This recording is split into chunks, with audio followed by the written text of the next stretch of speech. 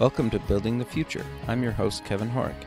You can check out new episodes of the show every Tuesday and Thursday at 2 p.m. If you missed an episode or want to get more information about the show, please visit buildingthefutureshow.com.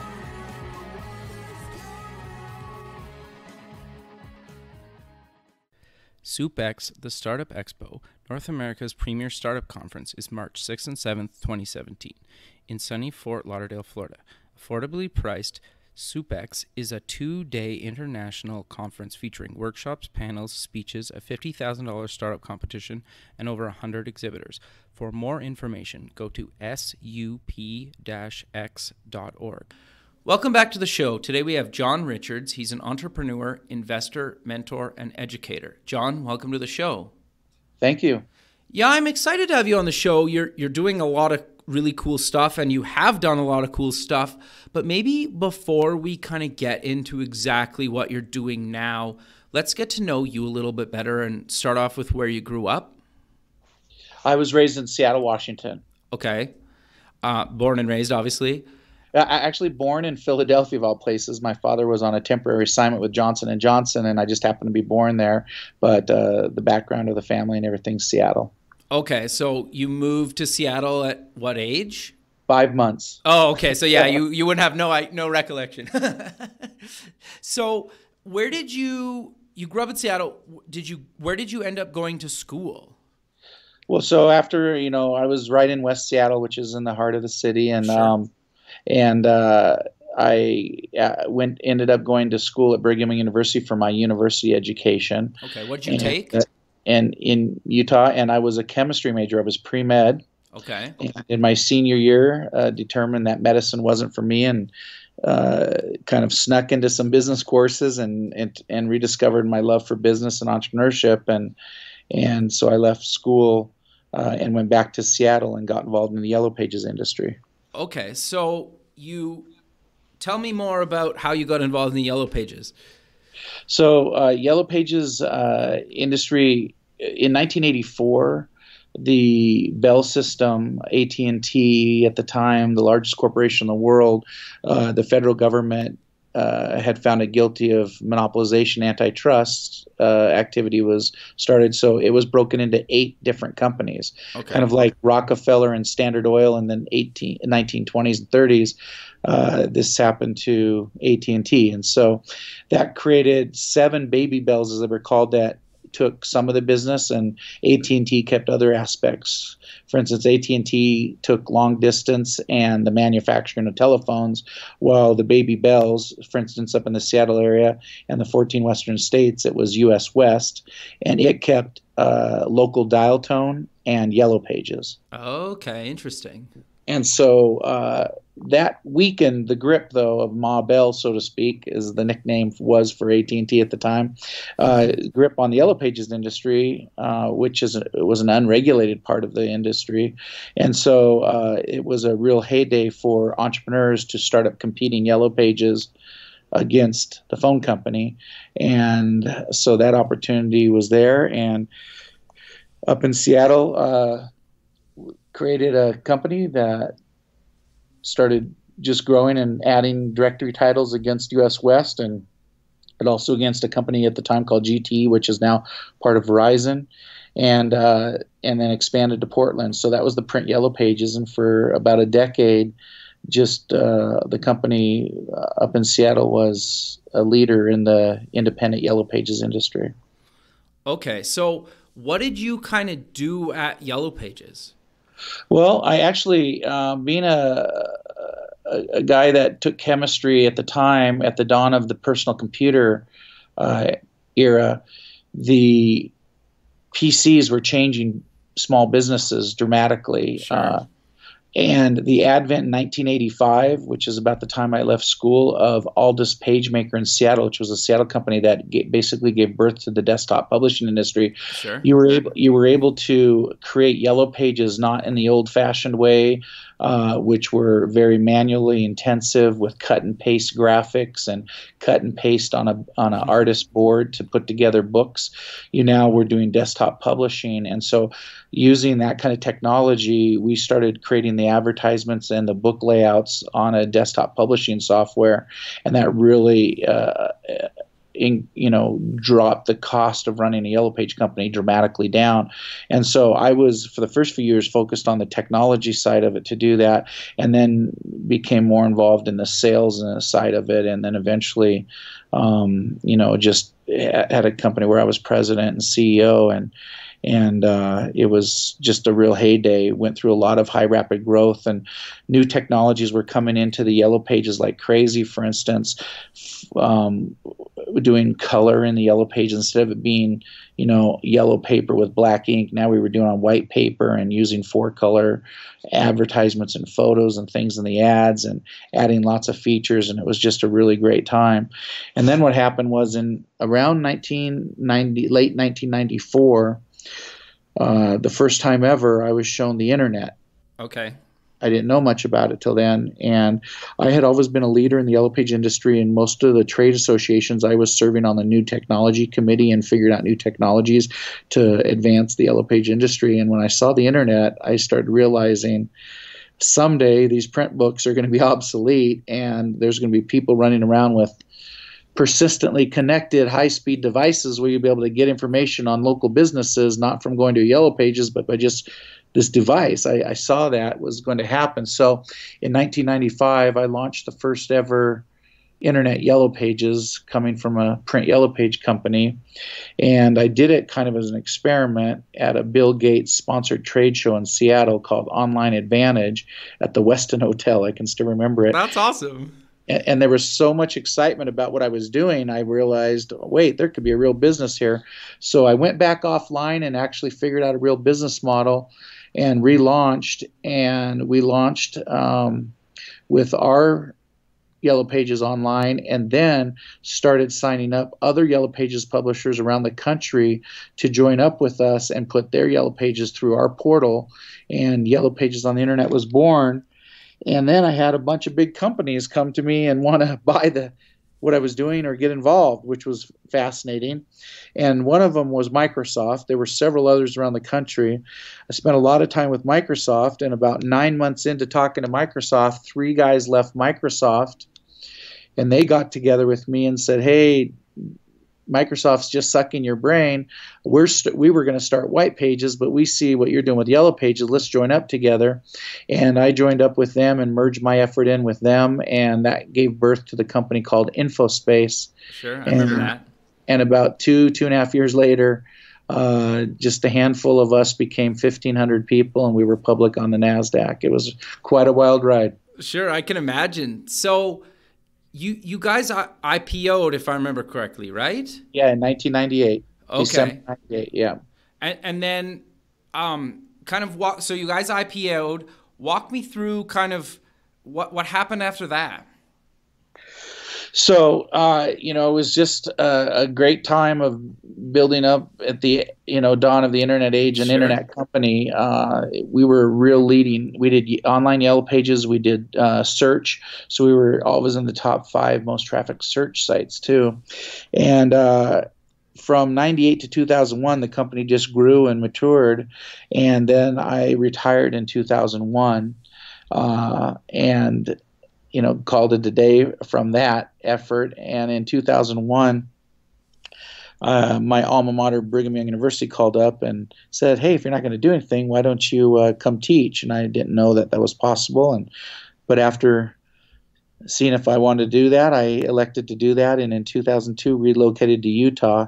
Okay. And became a professor of entrepreneurship and a really active angel investor in the Utah scene, which Utah has been, the entire time I've been in Utah, just on fire with technology companies and entrepreneurship. And so I've been really involved in the venture scene in Utah and with angel groups and doing, starting an accelerator that's similar to Y Combinator and Techstars called Boom Startup, and just other things like that. Sure. No, that's great. So I'm curious to dive a little bit deeper into you mentioned you were teaching like kind of entrepreneurship, but what are you teaching in those classes?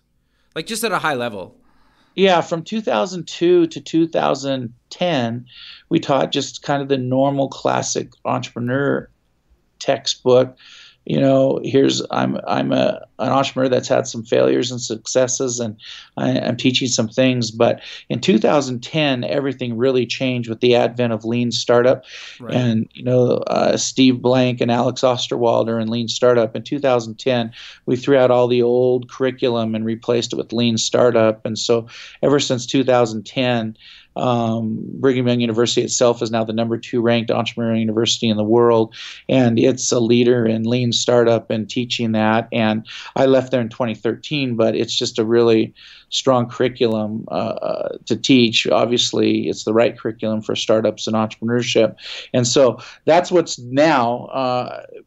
Beforehand there were elements of that, but it's really a much stronger subject matter and curriculum now because of the scientific approach to entrepreneurship that you get with the Lean Startup. Sure. No, that makes a lot of sense. You mentioned your involvement with you're the founder and CEO of Startup Ignition. What exactly is that, and kind of why did you decide to start that up? Okay, well, so after about 12 years at BYU, a lot longer than I thought I was going to stay there, and a lot of great things were accomplished, I had a little sideways move that I wouldn't have predicted for myself, but I helped the city of Provo, Utah, sell its fiber network to Google. Okay, interesting. Google had started its Google Fiber project in Kansas City. Yep. And shortly thereafter, Provo had to repossess its fiber network from an earlier purchaser. And so the mayor of Provo asked me to be on a committee with others to help figure out what to do with the fiber network. And so I suggested that the mayor take a look at the Google Fiber project and approach Google Fiber about maybe making the second city Provo after Kansas City. Sure. And lo and behold, the mayor of Provo, who's a great mayor, his name is John Curtis, he went out and did it and sold it to Google, and Google Fiber made it its second city to come online, Provo, Utah. And then Google had decided that in Kansas City they had not had a local leader and they wanted one in Provo. So my name was thrown in the hat, and Google then offered me the position of the head of Google Fiber in Utah. And that's amazing.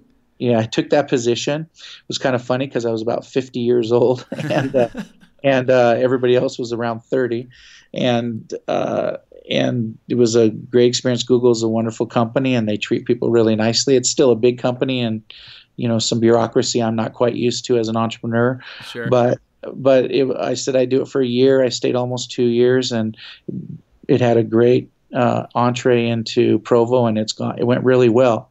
But when I left there, I went back to helping entrepreneurs and mentoring and angel investing, and I started meeting with entrepreneurs all the time. And I had some students that had taken my classes before approach me and say, these boot camps that, for instance, my son Tyler Richards had started a boot camp called Dev Mountain, which is a coding boot camp. Okay. And the boot camp concept is, hey, in a short period of time, 12 weeks, for instance, you can be trained on a skill and really have it change your life. For instance, in coding boot camps, you go 12 weeks and get a job that doubles your salary. Right. And so these students came and said, why don't you start an entrepreneur boot camp? Because when we got your information that changed our lives, we had to matriculate to a university. We had to take a bunch of general education courses that we didn't want to take and were irrelevant, and we had to take a bunch of prerequisite courses to get in the business school to take your 400 level class, which changed our lives.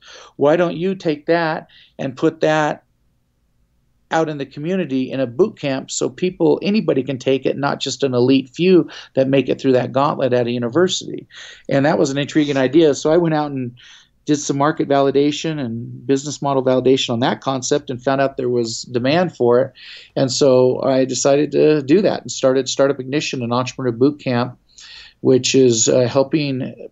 The first curriculum we set up was to help people go from no idea or just the inklings of an idea and really nail a business model and do that in a 3-month time period. And we announced the program and in 2 days filled up the class and we're off to the races. It's been going for a little over a year and we've run about 6 or 7 cohorts through the program and it's going really well. No, that's amazing. And I love how basically people came to you and said, you need to do this, right? And then like that's always kind of fascinated me. So I'm curious then, in the 13-week course, what do you guys kind of teach, just for the listener to understand if they were looking to, to come to the program? Well, sure. I'll tell you what that is, and I'll start with just at our web address, startupignition.com. And if you drill down into the courses tab, it'll tell you a section called What You'll Learn, and that comprehensively goes over it. But we have 2 sets of curriculum now. One we call the Nail class, which is about nailing your business model. And then we have another class called Build, where if you've nailed your business model, how do you build the infrastructure so that you can properly scale the company? Because there is a problem. People follow a lean startup to nail a business model, and they forget the lean concepts, and they go kind of crazy scaling a company improperly, wasting a lot of time and capital, just like they tried to avoid when they were following lean startup. They need to scale in a lean way as well. And so we've got a second set of curriculum for that now. But in the nail class where we help people nail a business model, we start off and cover the first part of it is them learning about themselves. Because you can't have a mentor or a program help you until you know where you want to go. It's kind of like the Cheshire Cat in Alice in Wonderland, when Alice comes up and asks the Cheshire Cat, which way do I go at the fork in the road? And so, well, where do you want to head? Where do you want to go? She goes, I don't know. She goes, then it doesn't matter. If you don't know where you want to go, it doesn't matter. So that's a good way of putting it. I like that. Yeah, it's really important to an entrepreneur knows where they want to head. So, for instance, I have them really think about 5 years from now. Where do you want to be? What do you want to be doing? What do you want to have achieved? And the class and the course is mostly about that, them knowing who they are and what they want, because then somebody can help them get there. So that's what we do at first, and then we help them learn how to not just come up with ideas out of thin air, because that's not how it works. It's about observing the world and being good problem hunters and looking for problems out in the marketplace that can be solved. And then when you come up with solutions for that, can you monetize that solution? And is this idea, this problem solution set, worthy of actually doing a full business model hypothesis and then going through the experimentation of your business model to do the full lean startup treatment and eventually get to a minimum viable product and really nail that business model through customer validation and business model validation. And we take them through all of that in a mentored, heavy dose of mentoring, and get them to that point. And that's what we do in the 13 weeks. That's great. I love that. I think you're right. Like, there's a lot of people that either can't afford a university, don't want to go to university, but obviously doing something 13 weeks where you learn everything you need to know is like pretty much anybody can do that, right? Yeah, it's pretty astounding too, just that it's just turning out that universities, they're still a great place for having collisions happen. That's probably the best thing. I'm not negative on universities. Sure. People meet and come together there, but at the same time, there is a lot of waste. It's very high tuition, a lot of very high paid PhDs, and a lot of expensive real estate. And so the tuition's high, and there's a real question on a lot of the majors if they deliver a return on investment to the student. And so the skills-based areas of education, there's a real question now. Does a 4-year degree, how does it compare to a 13 or 12-week course that delivers the skill and really prepares the person for what's needed? And so you're seeing coding boot camps, digital marketing boot camps, sales boot camps, and now I'm doing an entrepreneur boot camp. These are skills-based areas where a been there, done it expert can probably give you more hard skills that can get you where you need to be in 12 weeks than a 4-year degree taught in the abstract by perhaps somebody who's never done it before. It's a real question for the higher education world, isn't it? Oh, totally. And to be 100% honest with you, and I'm sure it sounds like you share the same feeling, is I've seen people be successful with and without a degree. And in some ways, it really has nothing to do about your education. It's more about who you are and your drive and your passion and, the ability to learn and whatnot. So I think Kevin, you're bringing up an important point. One of the stats, more than 50% of the last 3 or 4 years of college graduates in the United States of America, the millennials graduating and what they're graduating into, are not getting jobs in their area of major, and they're taking low-paying service jobs.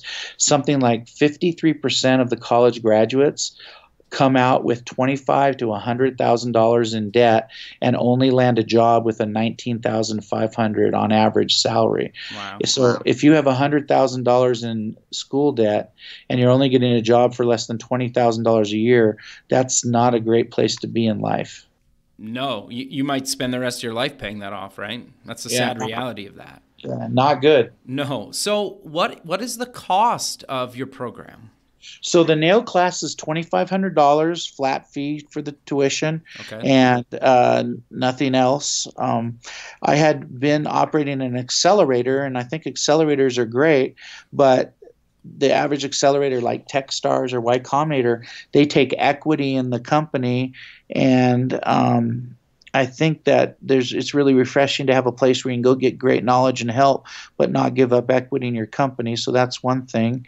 And then, and so that's what's been done. The build class, which is for the more advanced, the requirements for the build class are that you've nailed your model and the founder CEO is full-time working on the company. That one is $4,000. Co-founders that want to take the class with the founder CEO who's required, you can't take it if you're not the founder CEO unless your founder CEO is also taking it. Right. Then the other co-founders are only half that price at $2,000. Okay. So very affordable, especially compared to a university degree. Yes. And we give a lot of mentoring. After you finish the program, there's a really strong alumni environment that's been created. For instance, tomorrow night is our 3rd alumni reunion. That's great. And the mentoring continues after the course. You still have access to mentoring and help, which has really been a good thing for all these entrepreneurs, because sometimes they don't get everything done in 13 weeks that they'd like to, and they need a month or two more, and so they get more mentoring. Sure, that's great. So I know you also do some investing. Do you invest in some of the companies coming out of the boot camp, or does it really depend? Obviously, as a matter of policy, during the course, while they're in the course, we don't approach that subject. So that's not, as a policy, we don't do that. But afterwards, that's certainly possible. On a handful, I've joined their advisory board. Okay. I haven't yet made an investment in one of the companies. That's not to say I won't. There's several that I could be interested in doing so. Personally, I do about 4 to 6 angel investments a year. And so that is certainly possible that could happen in a startup ignition. But that's not the purpose of why I'm doing this. Right. The purpose of why I'm doing this is because I enjoy doing it. I like to help entrepreneurs, and it seems like a good mechanism to do that. But certainly if the entrepreneur wanted it and it was a good fit for me, that could happen. So you mentioned fit. Do you just invest in local Utah companies kind of in North America? And then what type of industries do you invest in? Well, I'm definitely mostly in high-tech and software-driven companies, internet, mobile, SaaS. Okay. I do some life sciences, but frankly, life sciences I don't always understand. That's 10, but consumer products has been more common lately too, because of the advent of Kickstarter, right, and where consumer products can be done now just as affordably as a software company. That's kind of interesting.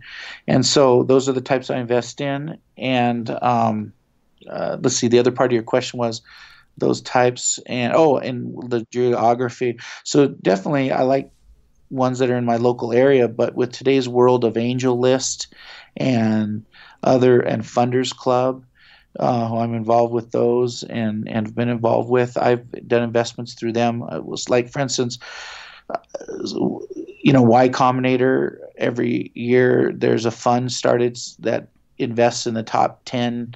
Y Combinator does about 60 or so companies a year, yeah, and the top 10 companies, there's a fund that's created to invest in the top 10 Y Combinator companies each year, and I've invested in that, and that's turned out real well. No, that's great. So for people that don't know what exactly kind of an angel investor is, do you maybe want to give them a quick overview and like what it is and kind of the range that an angel investor invests in? Sure.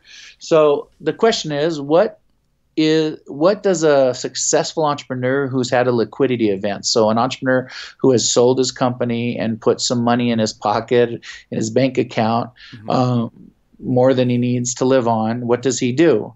And the most common answer is he starts investing in other entrepreneurs. It's a very common thing. And so an angel investor is an individual who usually a high net worth or wealthy individual that has the extra money to invest in other entrepreneurs. And so it's not an easy game. It's tough. Investing in entrepreneurs and investing in startups and emerging companies is a risky investment proposition. So there's a new skill. A lot of newborn wealthy people from selling their company go into angel investing and promptly lose a lot of money because it's a whole new discipline, a whole new way of looking at things. Just because you're a good entrepreneur doesn't mean you're going to be a good angel investor. So it's a different skill set. But an angel investor is an individual of that nature, where if they do have the capital to invest, they can be an angel investor. And then angel investors often act solo, but can also act in a group. So there's angel groups, organized clusters of individual angels that act more in unison. So they listen to the pitches or presentations from entrepreneurs in a common environment. So you might have 10, 20, 30 angel investors in the room that are members of the same angel investor group, and they're listening to the presentation from an entrepreneur. And let's say there were 20 angels in the room and maybe 8 decided they wanted to invest, and that goes forward that way. Very rarely the angel investors actually pool their money in advance and create a fund, but it's more often angel investors just meet together and they make individual decisions on where they're investing in. And this is across the United States. There's a lot of angel investors and angel investing groups. The 2008 Great Recession kind of changed things a little bit. Okay. A lot of angel investors discovered that they're maybe not so good at angel investing, and venture capital firms were discovering that they were maybe too big for early stage companies because the cost of launching and taking a company through the early stage is so much less than it was 10, 15 years ago, that a $200, $300 million venture capital firm is not practical for doing early stage investments, because if a company only needs $1, $2, $3, $4 million lifetime from a venture capitalist, having a $400 million fund means you're going to be investing in 100 companies, which is not practical for a fund. So the emergence of what's called the seed fund is one of the biggest developments in the last 5-8 years with angel investors and early stage investing. So a lot of angel investors have become investors in seed funds and allowed the people that run the seed funds to do the due diligence and be kind of the determiners of who's getting the capital. So let me just tell you about Utah. In Utah, in our market here, we had angel investors and venture capitalists kind of lose their clout in the early stage investing, and we had an emergence of seed funds. Like in the state of Utah, there's seed funds, like one's called Kickstart Seed Fund, another one's called Peak Ventures, and there's several others. And they are really the power brokers in today's startup world, because they have put together a fund where angel investors are investing in the fund, and they are able to write checks and do follow-on investments when the company needs more money after the initial investment. And they kind of are determining who's getting the capital in a lot of the markets around the U.S. now. And these funds are usually about anywhere from $20 to $60 million in size. And they tend to be very good at what they do, and they seem to be getting good returns. At least they are here in Utah. Interesting. Okay. No, that makes sense. So I'm curious, like, what's next for you? Because you've kind of done it all, right? And you are kind of still doing it, right? Yeah, that's kind of fun. Well, I've had the great satisfaction of my son, who I told you about, Sure. that did a company called Dev Mountain, and that coding bootcamp he started, I was able to help them and be involved as a mentor and on the advisory board, and it was fun to help him and just a great satisfaction from that. And then they sold that for $20 million to Capella University, a $1 billion public company, just this last May. And it's been fun to see those things happen. So there's just a lot of great satisfaction in helping entrepreneurs and seeing them through to success. And so I hope to continue that for a lot more years. That's just very, very satisfying to see and help people do good things and to bring great products and services to the market. And I don't see that stopping anytime soon. I'm lucky enough to be able to do that, and spend the rest of my time with my wife and family and enjoy my grandkids. I now have 3 grandchildren, and it's a pretty good life. Sure. No, that's awesome. So I'm curious then, how much time, roughly a week, do you spend kind of between, teaching with the boot camp and kind of mentoring and being an investor? Like, is it still kind of a full-time thing for you, or is it part-time, or does it really depend on the time of year? Well, if you ask my wife, she'd probably say yes, but it's quite flexible. The boot camp's in the evenings. So, so you can be working full time then, I guess. Yeah, you can be the participants can have a job or be going to school.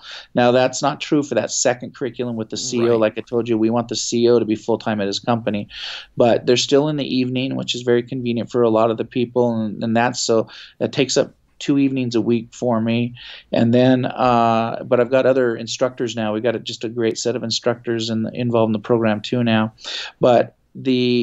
And then I spend time mentoring and meeting with these participants, and that's really going well.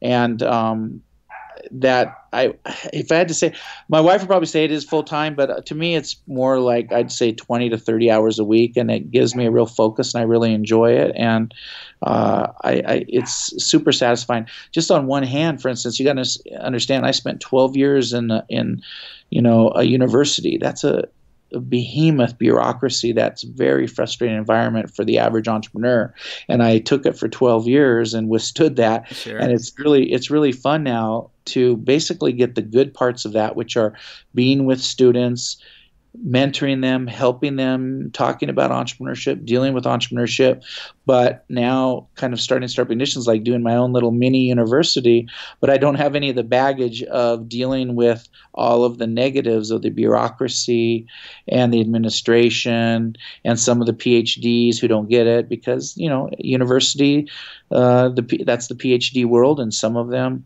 don't always appreciate non-PhDs and the things we're trying to do. So I don't have to deal with any of that, and it's very rewarding. Sure. That makes a lot of sense. Are you looking to ever kind of move Startup Ignition to other cities as well, or do you think you'll just keep it in Utah? I've had a lot of people approach me about that. There's a little bit of constraint. These boot camps are not perfectly scalable companies. Matter of fact, they're semi-scalable at best, because this constraint is on the instructors. Startup Ignition, our motto is that we teach you what to do and what not to do by been there, done it mentors. Right. And so there's only a finite number of people that have had failure and success and are financially independent and have created multi-million-dollar enterprises and taken multi-million dollars off the table and can teach and talk about that while they're, and they're good teachers and good mentors. So you have to have a successful entrepreneur that's had enough experience to have some failures, and then have to be a good teacher and a good mentor. That's a very limited fair. That's a limited number of people. So yes, some of the goals are to expand to other areas, and maybe even before that, look at going online.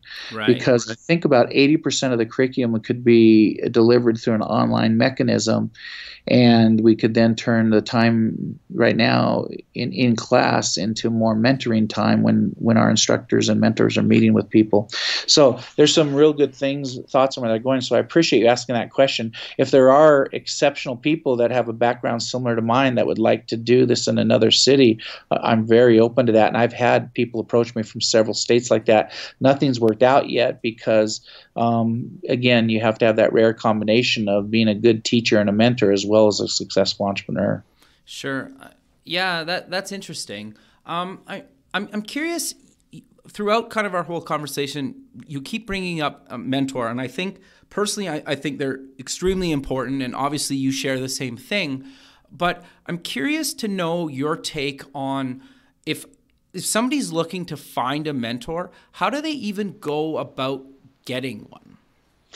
Well, I believe worldwide, the venture ecosystems in each metropolitan or city area are very, very friendly, and the entrepreneurs that have made it in the area want to help other entrepreneurs.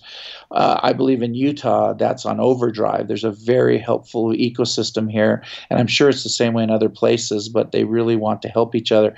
We have a plethora of events and venues and activities and organizations to help entrepreneurs. I kind of tell a lot of entrepreneurs they're living in the gilded age of, or the golden age of, entrepreneurship right now, where there's so many things available to them to help them. And, even at the universities right here in Utah, the University of Utah built this new $50 million building that's just incredible for entrepreneurship.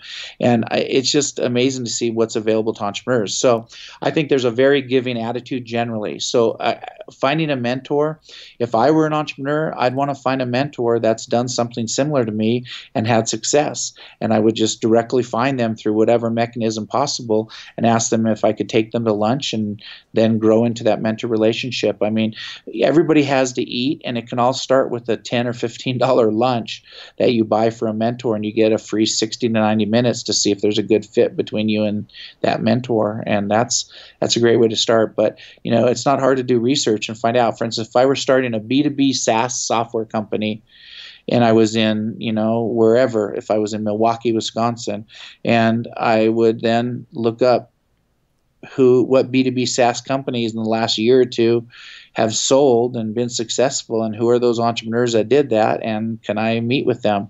And I'm sure that somewhere in Milwaukee, Wisconsin, there are organizations that meet regularly and have directories or lists of these members, and those people are going to be in some of those organizations. I don't think it's that difficult, personally.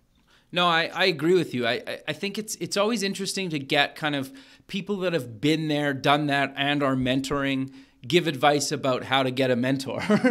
Yeah, it's kind of interesting, and I think the real trick is this: once you learn how to do that, you'll find a lot of mentors, and then you've got to be really skillful as an entrepreneur to know that, okay, if you get 5 to 10 mentors that are helping you with your startup, you might get conflicting advice, and that's natural and normal. You want diversity, but the real trick for an entrepreneur is how do they deal with they're on a crucial decision, and they get 4 different opinions on what to do.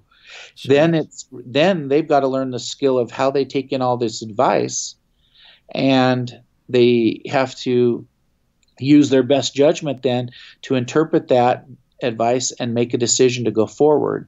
And I often tell the entrepreneur that's just a natural part of the mentor process and what's going to happen, that you're going to see these conflicting advice, but your job is to make the best decision for your situation. Nobody knows your situation as well as you do, and you take in that advice and then make your decision and go forward. And I also let them know that the power of making a decision and moving forward instead of having analysis paralysis is often the most important thing, that they're continuing to move forward and making decisions.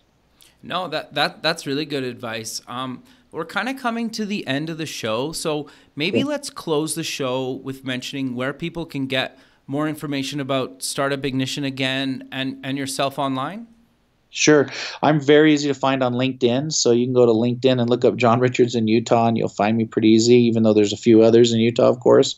But so it's very easy to find me there. Startupignition.com is our website. In a 5-10 minute read of that website, you'll get exactly what we're doing, and it's going real well. We enjoy it, and we'd love to hear from others. We've had people from other nations come to Utah, and this is no joke. The first person that did it, I really tried to. It was a woman, and I just tried to discourage her from doing it. And she said, "No, I've looked all over the internet. I want to fly in, and I want to stay there and take this course because it's what I need." She had really strong English skills, and her native language is not English. And she came in and did it, and she's now gone back to her country and becoming an entrepreneurial leader in her city. It's really fascinating. That's amazing, and that's got to be like very rewarding for you, right? And the Yes, team around you.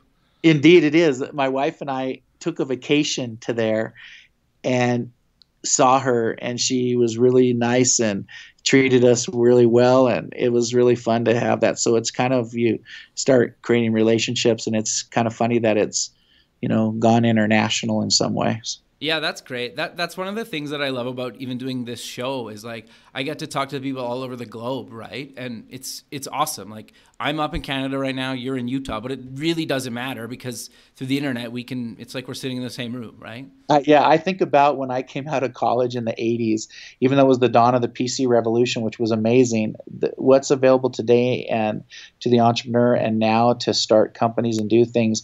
It's astounding. It's really astounding what's available. So, I mean, entrepreneurship is a true option for today's young person to decide what they want to do with their life.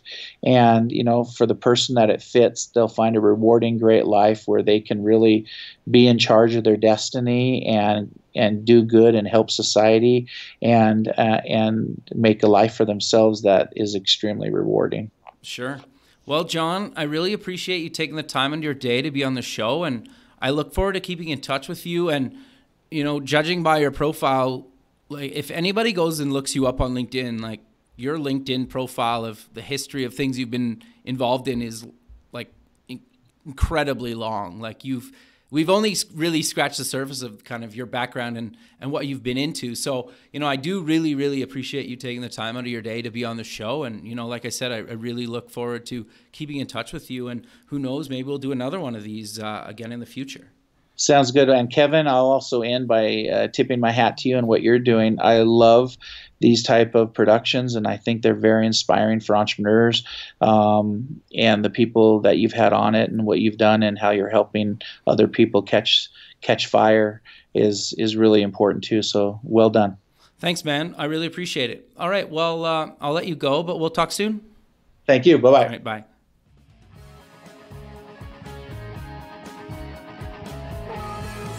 Thanks for listening. The music for the show was done by Electric Mantra. You can check them out at electricmantra.com and keep building the future.